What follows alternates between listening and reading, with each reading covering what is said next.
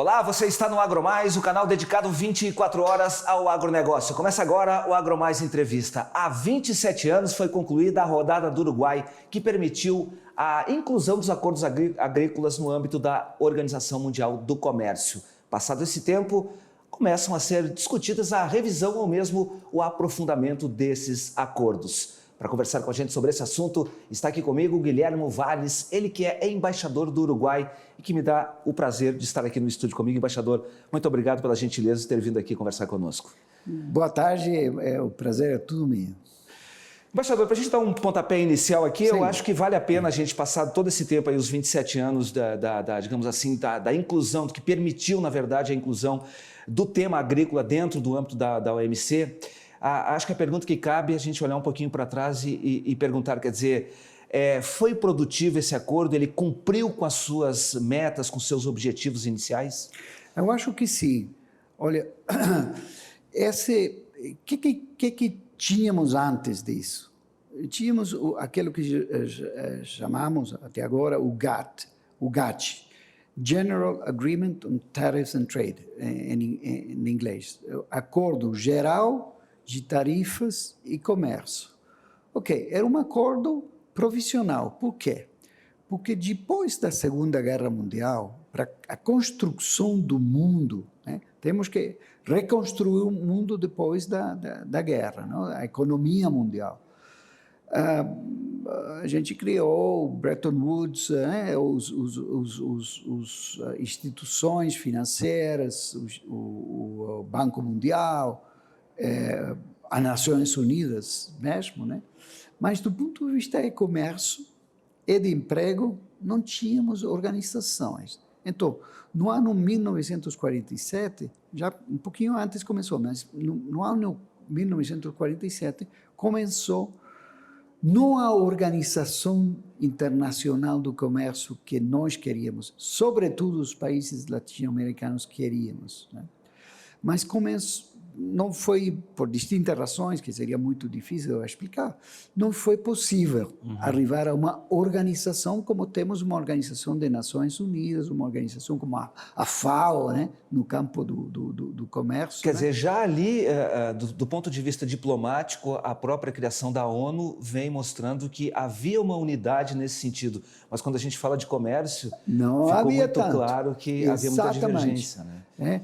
Chegamos a um acordo, aquele que foi chamado o Acordo de La Habana, a Carta de La Habana, em Cuba, porque a conferência final, a conferência inicial foi no Londres, a conferência final foi na Habana, e chegamos a um acordo, um muito bom acordo do comércio, que preveia a instituição da Organização Internacional de Comércio, com tudo, não somente falando das tarifas que tinha que baixar, mas também das normas de competitividade, de emprego, um acordo quase perfeito.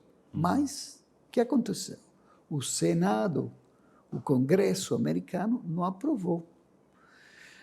Então, a gente teve que encontrar uma solução parcial, provisória, que foi o coração desse acordo era a redução tarifária de produtos e as regras mínimas, diria eu, do comércio, né?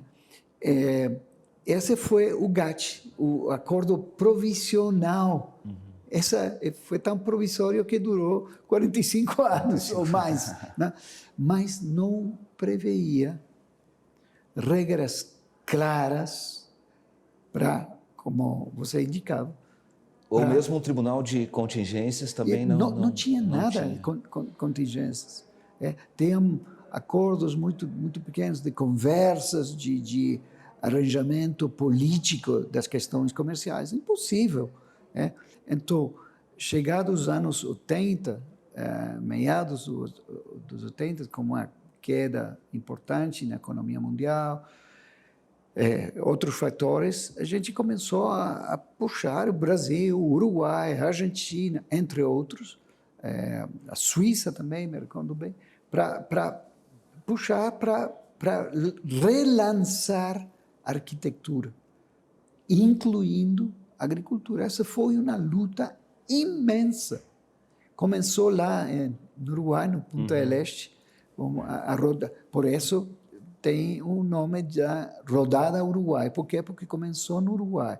E começamos todos juntos, sobretudo os latino-americanos, dizendo temos que criar novas bases para o comércio que incluam aqueles produtos que nós exportamos, que são interessantes para nós, produtos agrícolas, textis, vestimenta, né? Calçado, todos os produtos que tinham origem nos países em desenvolvimento. E foi lá que começaram as discussões, e também os países desenvolvidos trazeram na mesa, como compensação, nós tínhamos o nosso cardápio, né? Nossas demandas, e os países desenvolvidos trazeram a demanda de incluir nas negociações o comércio de serviços. Bom, nesse momento era uma coisa um pouquinho estranha, a parte do turismo, etc. Né? Mas agora é uma parte importante. Hoje faz todo sentido quando a gente olha a importância que os serviços têm hoje. Imagine o agro sem serviços. Exatamente. Quantos serviços nós exportamos dentro de produtos agropecuários? Quanta tecnologia, quantos serviços agropecuários, quantos serviços em extensão. Eu sempre falo, sim, o Uruguai é um interessante exportador de carne vacuna, né? Não tanto como o Brasil, que é o primeiro no mundo, né? Mas 1 quilo de carne hoje não é o mesmo que 1 quilo de carne quando começamos a rodada Uruguai. Nesse quilo de carne do Uruguai, agora tem uma rastreabilidade que, no caso do Uruguai, pode-se conhecer quem é o produtor, como foi produzido esse quilo de carne, qual foi o frigorífico, o matadeiro, o frigorífico, onde essa carne passou. Então, tem outros valor agregado, valor añadido, a propósito da rastreabilidade, que tem que ser compensado. E temos regras que ajudam muito. Voltando à sua pergunta original, eu acho que sim, mas na agricultura, o acordo final em 1994 preveia no artigo 20 a continuação das negociações, porque nós havíamos ficado, nós os países em desenvolvimento, e sobretudo Brasil, Argentina, Uruguai, Paraguai ainda não estava no GATT, havíamos dissatisfeitos. Não era, estamos listos a assinar um acordo prevendo a continuação um aprofundamento da negociação. Um aprofundamento em dois capítulos. O nosso capítulo é agricultura. O capítulo que aqueles países desenvolvidos queriam, desejavam, era continuação nos serviços. Então, essa obrigação de continuar essa negociação. Infelizmente, essas negociações começaram especialmente no ano 2001, até agora ficam aí um pouco atrapalhadas, né? Embaixador, de qualquer maneira, há uma dificuldade. A gente sabe, por exemplo, que a produção agropecuária ela mudou no mundo. O senhor mesmo agora acabou de dar o exemplo, quer dizer, toda a tecnologia que foi incorporada para a produção, os modelos de comércio mudaram, quer dizer, as commodities supervalorizaram ao longo desses anos todos.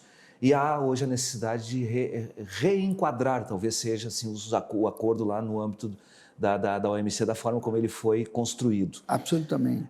Se o senhor pudesse pontuar no que diz respeito, por exemplo, à questão do acesso a mercados, principalmente com os produtos em desenvolvimento, o que o senhor diria para a gente? O que eu diria A primeira coisa é que, se nós olharmos qual é a tarifa média dos produtos industriais, manufaturados industriais, quando falamos de comércio de bens, não de serviços, mas é outra coisa, bens. Então, a tarifa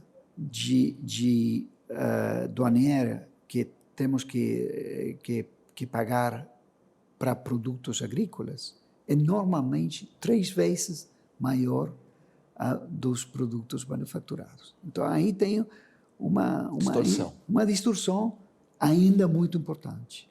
Por quê? Porque a rodada uruguaia foi boa, logramos reduzir algumas tarifas, mas não na escala que nós necessitaríamos. 3 vezes mais. Mas, se não somente olhamos as tarifas, mas também aquilo que chamamos, não sei se em português está correto, medidas não tarifárias. Né? Medidas não tarifárias. Não tarifárias, é decir, por exemplo, medidas sanitárias, fitossanitárias, medidas técnicas, questões de embalagem, etc.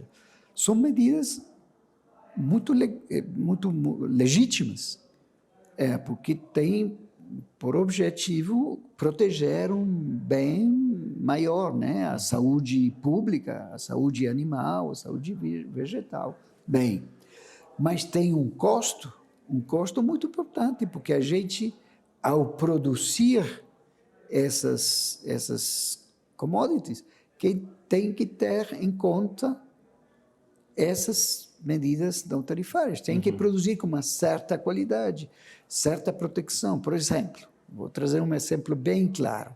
Qual é o custo para o Brasil, para o Uruguai, de toda essa luta contra a febre aftosa, por exemplo? É um custo enorme que se traduz também em uma menor competitividade do produto, né?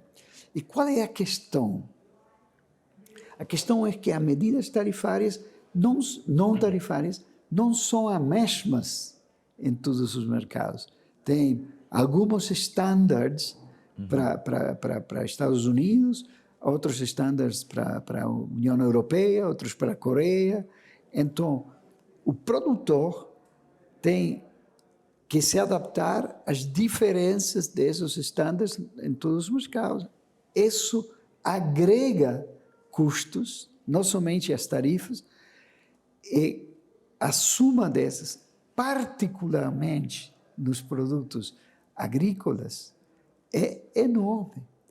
É por isso que a questão de acesso ao mercado, é a questão de discussão de como reduzir as tarifas, que são muito discriminatórias, mas também como discutir acordos mínimos relativos a normas, a regulamentos, que afetam também o comércio. Né?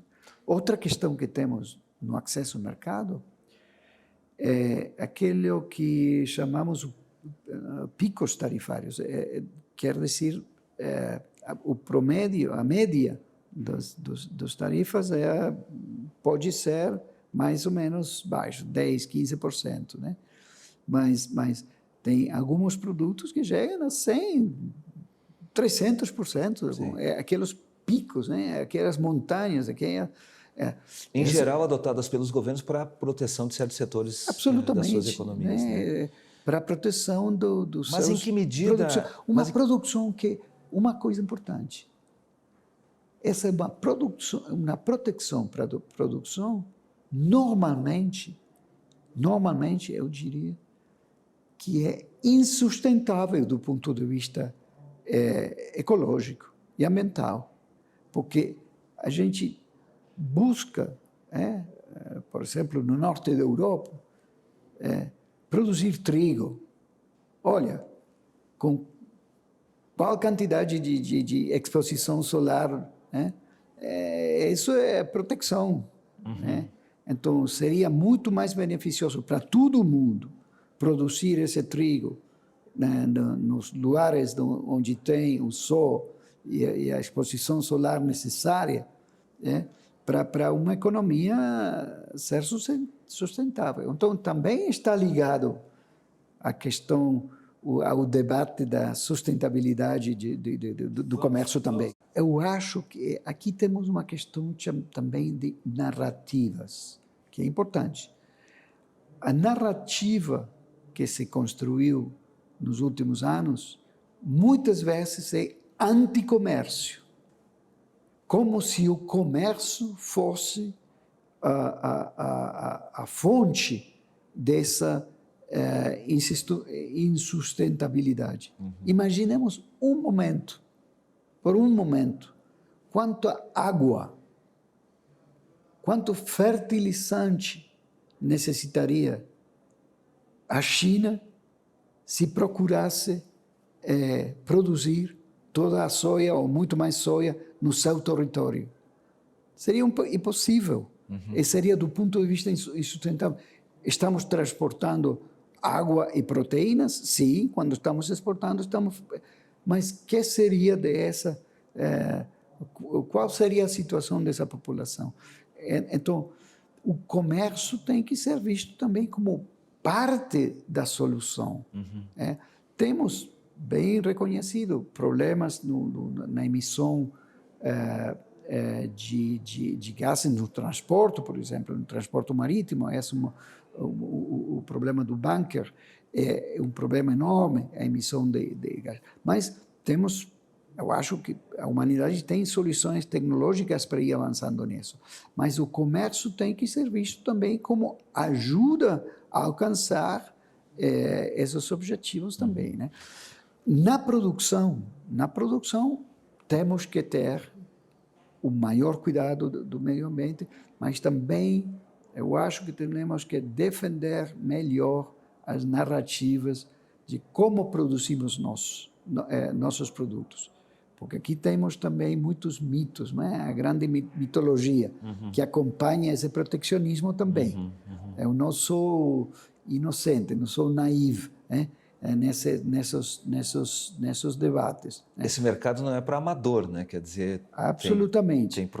Temos problemas de desmatamento? Temos, mas essa não é a completa realidade de tudo o agro. Mas né? por isso que eu lhe pergunto, qual seria, na verdade, talvez a importância de trazer para o âmbito da organização exatamente aquilo que é o serviço de proteção que o produtor muitas vezes faz. Aqui no Brasil nós temos área de reserva que você talvez não, que com certeza não tem em legislações europeias. Absolutamente. Em que medida, na verdade, o produtor deveria ser, ou isso deveria ser reconhecido no âmbito da Organização Mundial do Comércio, já que o produto, na medida em que ele é produzido mais limpo, a gente pode trazer, por exemplo, o açúcar brasileiro, que tem um ciclo completo de aproveitamento da cana-de-açúcar. Eu acho que não somente na Organização Mundial de Comércio, eu acho que é um debate muito importante que vai se dar... Que ultrapassa a questão comercial e vai além do... Absolutamente, né?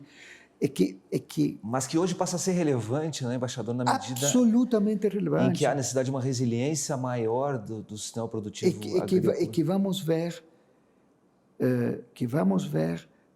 somente se profundizar nos próximos anos. Por quê? Eu acho que vocês conhecem bem, todos os telespectadores também, aquilo que se fala de Green Deal, o pacote verde, né? A mudança, a ajuda do Estado na União Europeia e também nos Estados Unidos para transformar a economia em uma economia muito mais verde, né? Isso, que vai acontecer? Que toda essa ajuda, esses subsídios, essas subvenções, né, dadas, vão ter que ser defendidas na fronteira, né? Porque se eles estão já fazendo grandes inversões públicas para transformar essa economia, não vai deixar que produto produzido de qualquer maneira. Então, isso vai se transformar em novas medidas não tarifárias na fronteira, porque o consumidor também, e não somente o consumidor da Europa e dos Estados Unidos, também temos que ver na China. Isso está acontecendo muito rapidamente. Eles vão querer conhecer como foi produzido esse produto. Não é somente aquilo que olhamos diretamente e testeamos diretamente, mas como foi produzido. Quer dizer, aí abre-se mais uma porta para barreiras não tarifárias, como o senhor mesmo falou. Absolutamente. E temos que estar preparados. Eu acho que estamos preparados, porque temos, olha, a ciência de Embrapa de trás de nós, o Instituto Nacional de Tecnologia Agropecuária na Argentina, o INIA no Uruguai, Instituto Nacional de Investigações Agropecuárias do Uruguai. O que temos que fazer? Temos que defender uma narrativa baseada não em discussões políticas, na nossa ciência, porque temos boa ciência, aquela ciência que ensinou ao Brasil a desenvolver agricultura aqui no Cerrado, essa mesma ciência que tem que ser utilizada para mostrar, olha, a nossa forma de produção é uma forma de produção muito mais, em muitos casos, muito mais amistosa com o meio ambiente, que é aquilo que se produz lá no norte. Mas eu acho que estamos partindo um pouquinho atrasado nesse tema. A narrativa, uma narrativa baseada na ciência que acompanha o desenvolvimento que já tínhamos, esse desenvolvimento, essa revolução tecnológica tem que ser passada ao campo do comércio, do marketing. Mas deixa eu pegar um ponto aqui, embaixador, que eu acho que é importante a gente abordar também, Sim. que é a questão da segurança alimentar das nações. Há muitos dos argumentos para a oferta de subsídios à produção agrícola. O senhor usou o exemplo agora da produção de trigo no leste europeu, talvez possa ser um desses exemplos que a gente usa, exatamente sob o argumento de que é necessário garantir a segurança alimentar daquelas populações.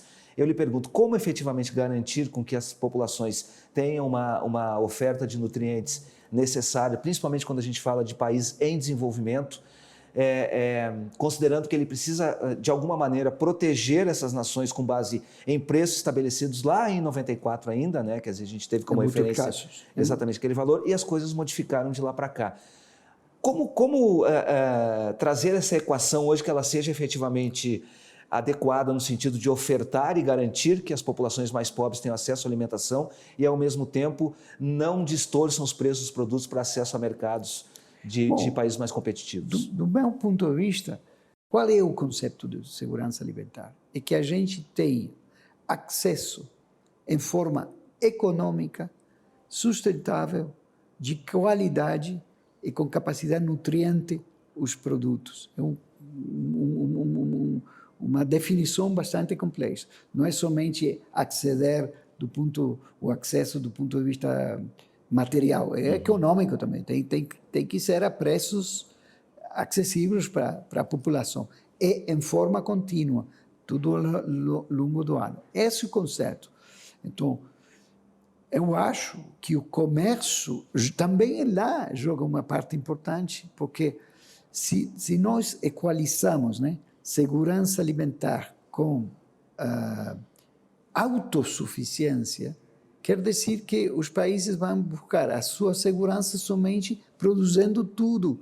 E isso vai ir contra a economia, porque não é possível, porque vão ficar com preços muito altos, como funcionou por muito tempo a União Europeia também, com preços que quem pagava a política agrícola comum? O consumidor e o contribuinte.